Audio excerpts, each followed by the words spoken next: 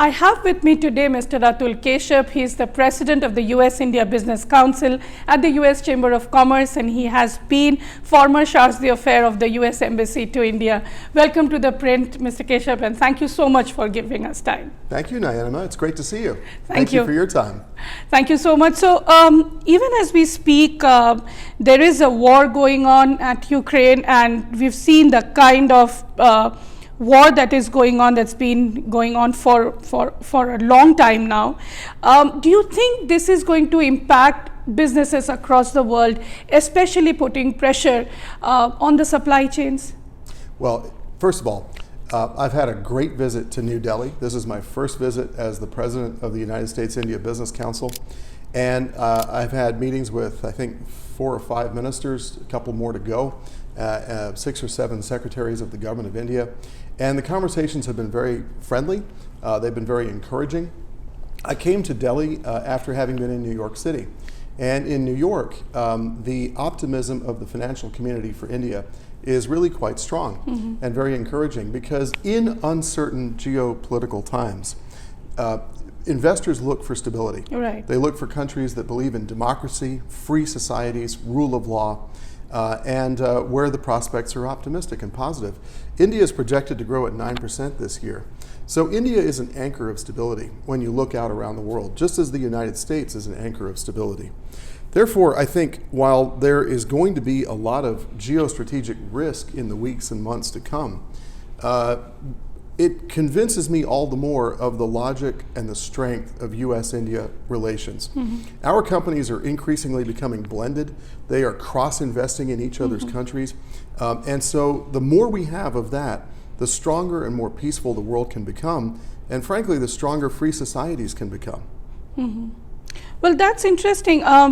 But then there are these questions coming up now, and a lot of concerns that with this kind of sanctions that the US has imposed on Russia and also other countries, especially the European Union region, how do you think will that come as an opportunity for American companies to deal more with India, especially in the energy space?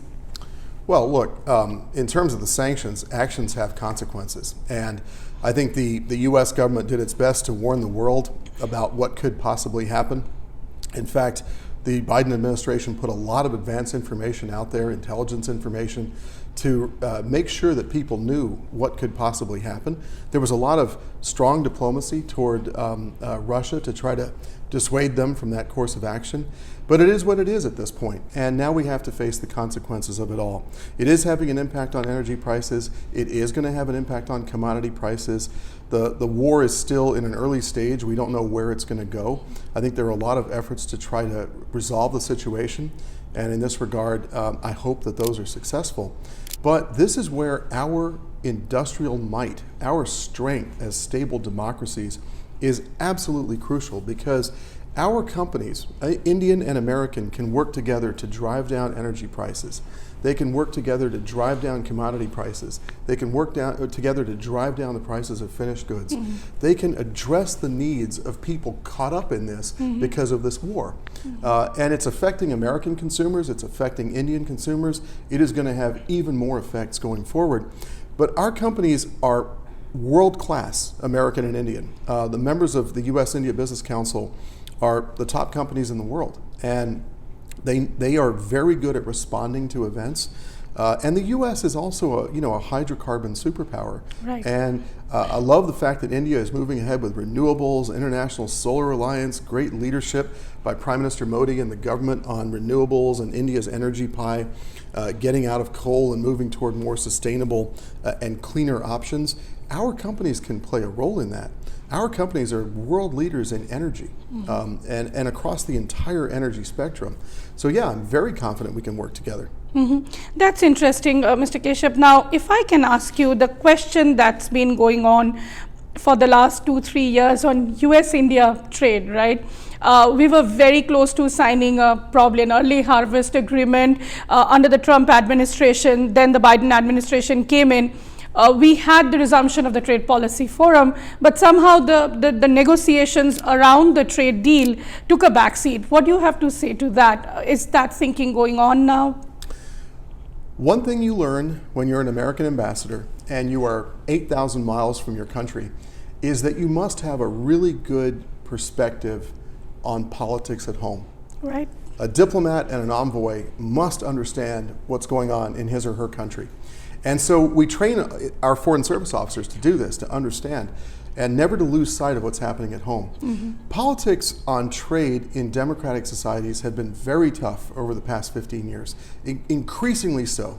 And so what's happening between the US and India, Quad partners, Indo-Pacific partners, is that we're trying to work on a way forward, right? Mm-hmm. We had a very encouraging trade policy forum in November.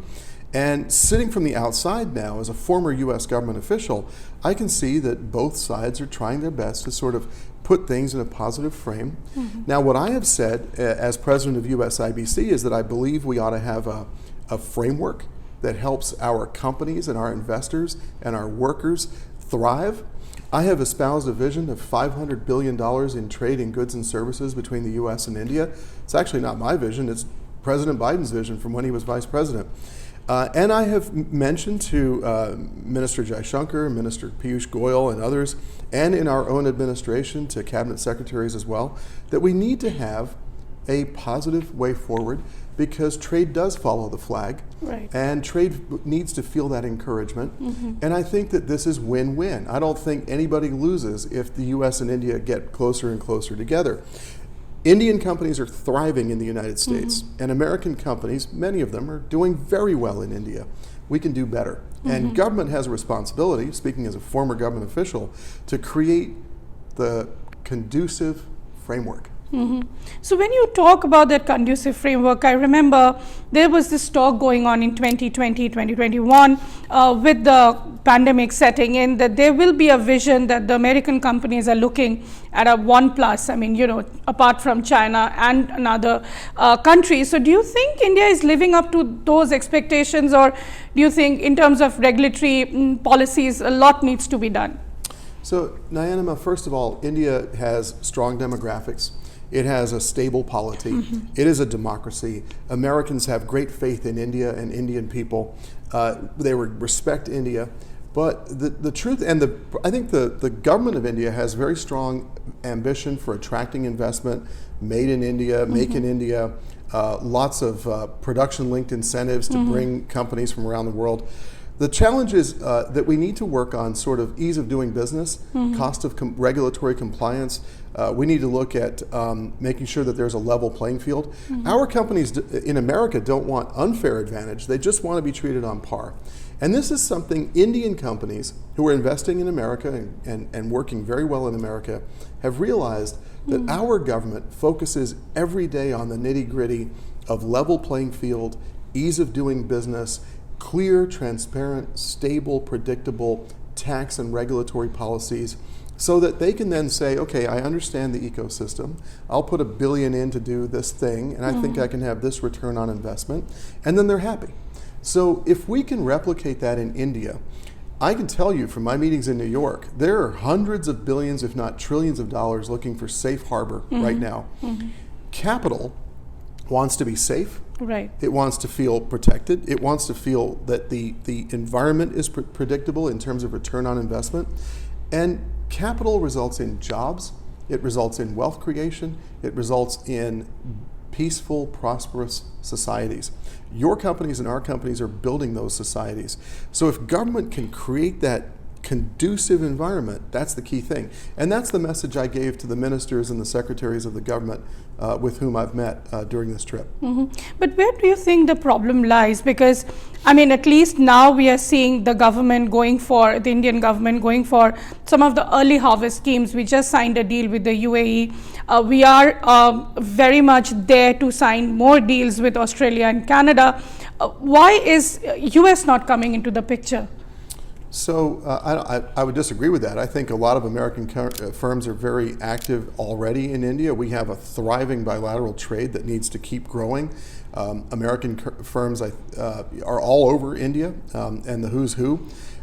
We have got discussions between our two governments in terms of the trade stuff, and I don't speak for the U.S. government anymore, but look at the Indo-Pacific Economic Framework that is starting to emerge from the Biden administration. I think it's a clear vision of the importance of us as Quad partners and the importance of the Indo-Pacific and the importance of India within that framework. So good that you talked about that, and that will be my last question to you. In terms of the Indo-Pacific framework and the Quad partnership, we've heard many a times Minister Jaishankar telling us that, calling Quad and Asian NATO is a lazy analogy. It is all about partnership, vaccines partnership, and business and supply chain. So within Quad, do you think there is probably a window where all these four countries can have a sort of a trade framework, you believe? What are your companies telling you, the American firms? So I'm an optimist, and I'm ambitious and entrepreneurial, and I always believe there's room for enhancement of the current situation. Number one, all of the Quad partners are democracies. They believe in the rule of law. They believe in a rules-based international order. They believe in peaceful arbitration of disputes. India has sent millions of its sons and daughters to uphold freedom in this world in the last century. India was a founding member of the United Nations, and enshrined in those values is a rules-based international order where the strong do not prey on the weak. And so the Quad, I think, supports this very noble vision of democratic convergence for the prosperity not only of our countries, but for the entire region and indeed the entire world. Look at the Quad cooperation on vaccines. Look at the Quad cooperation on public health care. Look at the Quad cooperation on infrastructure. Look at it on, emerging technologies. These are positive, hopeful visions for the future. So my view on this is there's always the possibility. Our countries generally, increasingly view things from the same wavelength. India is pursuing trade arrangements with Australia. Japan is a critical trading partner. The United States is India's #1 export destination. Our digital economy between us, we dominate the digital economy. It's over $100 billion of our trade in goods and services. There's ample opportunity to expand that and intensify it, and frankly keep the goose laying the golden eggs. Well, nice you said that, Mr. Keshap. Just one last thing I wanted to clear out is, when you talk about vaccine partnership, we saw the kind of hurdles the American companies faced in terms of the indemnity clause and other things. Do you think those are the little nitty-gritties that we need to iron out to have to give a level playing field to the American companies?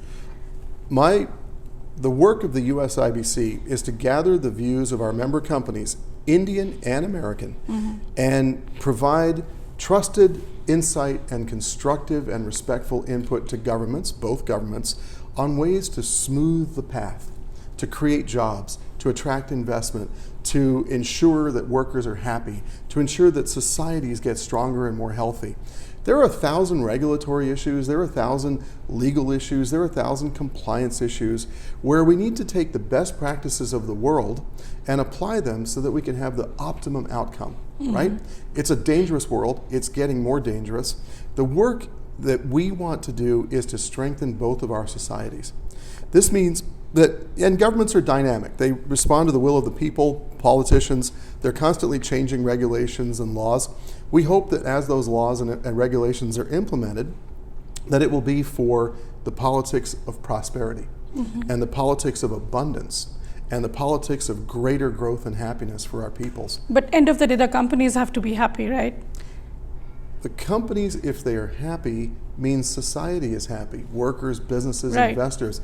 This is not a win-lose proposition. This is a very positive vision of everybody coming together. So my charge to bureaucrats and politicians in both countries is, let's do what it takes to enhance GDP, enhance trade, enhance investment, attract good, high-quality jobs, protect the environment, take care of health care after the pandemic, and frankly, indemnify ourselves from the really, really terrible geopolitical risks that have been unleashed on the world in the past 2 weeks. Well, thank you so much for that, Mr. Keshap, and thank you for talking to ThePrint.